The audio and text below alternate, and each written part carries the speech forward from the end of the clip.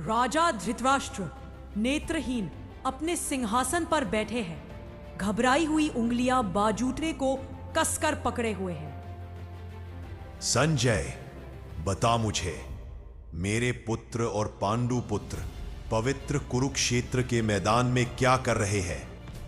संजय को दिव्य दृष्टि का वरदान प्राप्त थे।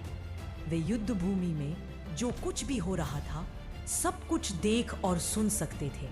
उस क्षण में ही दो विशाल सेनाएं एक दूसरे के सामने खड़ी हैं, ध्वज फहरा रहे हैं, धूल उड़ रही है, योद्धा कवच कस रहे हैं। राजकुमार दुर्योधन घबराया हुआ अपनी अग्रिम पंक्ति में टहल रहा है। वह पांडव सेना को देखता है, एकजुट, बलशाली, दृढ़। दुर्योधन तेजी से अपने गुरु द्रोणाचार्य के पास दौड़ता है। आचार्य, देखिए उनकी सेना, ये आपके ही तेजस्वी शिष्य धृष्टद्युम्न ने सजाई है। वह झूठी हिम्मत के साथ डर छिपाते हुए तेजी से बोलता है।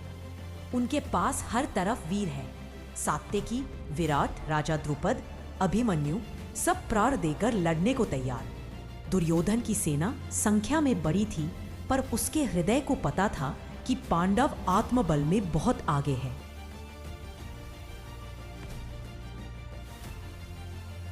हिम्मत बटोरने की कोशिश में दुर्योधन अपनी तरफ के योद्धाओं की ओर इशारा करता है।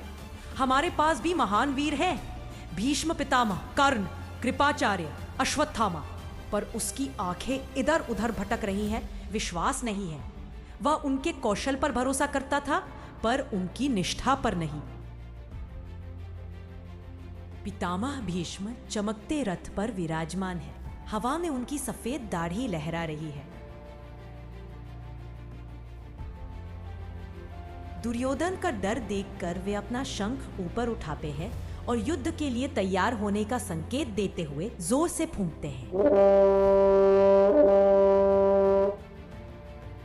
तुरंत कौरव सेना में नगाड़े और तुरियां बज उठती हैं।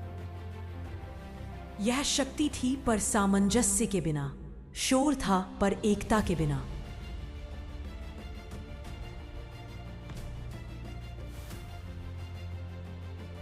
उसी क्षण क्षितिज पर एक स्वर्णिम रथ चमक उठता है।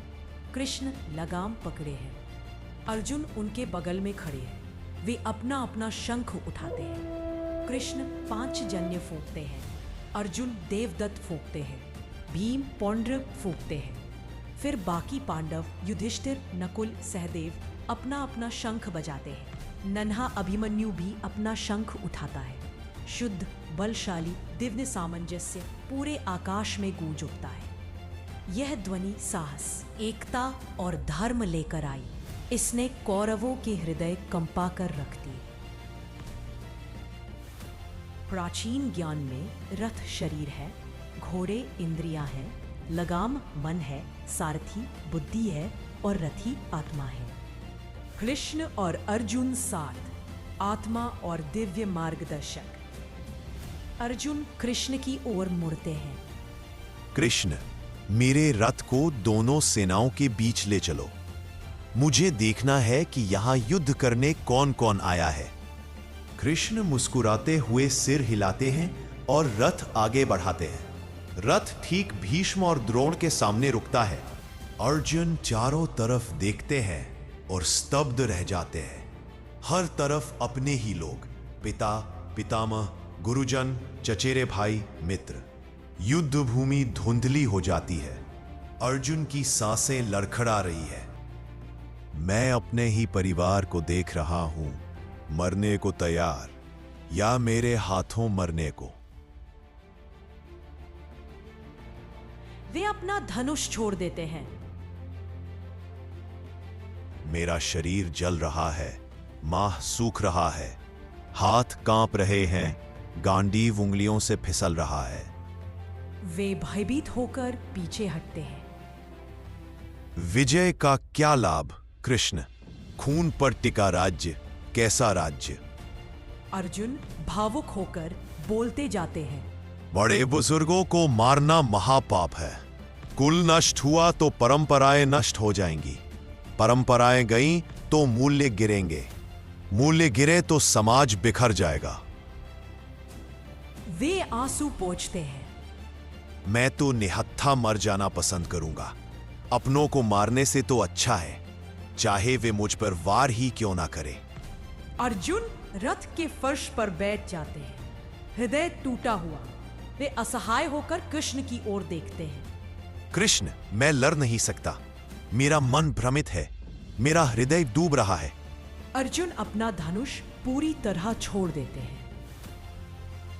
यह था अर्जुन का विषाद, वह शोक, वह भ्रम, वह भावनात्मक पतन जिसने दिव्य ज्ञान के द्वार खोल दिए। कृष्ण शांत करुणा से अर्जुन को देखते हैं, पर अभी कुछ नहीं बोलते। गीता उपदेश से नहीं शुरू होती, वह सुनने से शुरू होती है। कृष्ण प्रतीक्षा करते हैं, क्योंकि सच्चा ज्ञान तभी आता है जब साधक पूरी तरह तैयार हो।